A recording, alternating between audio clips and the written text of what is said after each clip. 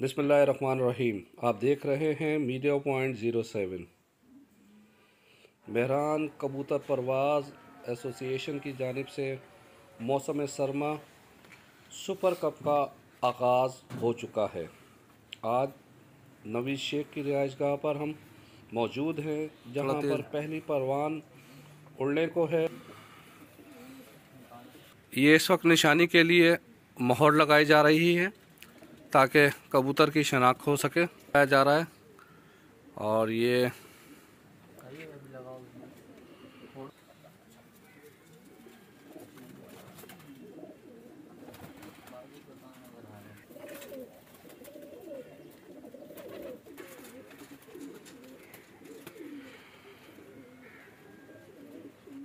आप देख रहे हैं मीडिया पॉइंट 07।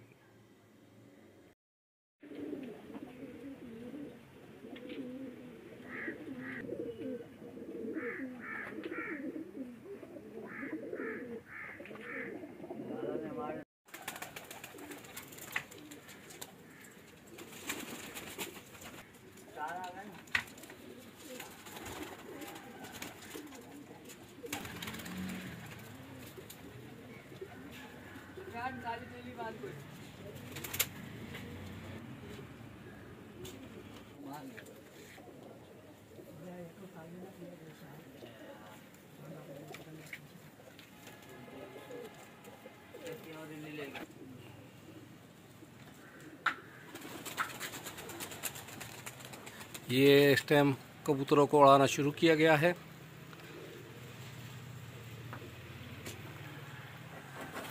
ये 7 कबूतर हैं इस आज की इस उड़ान में।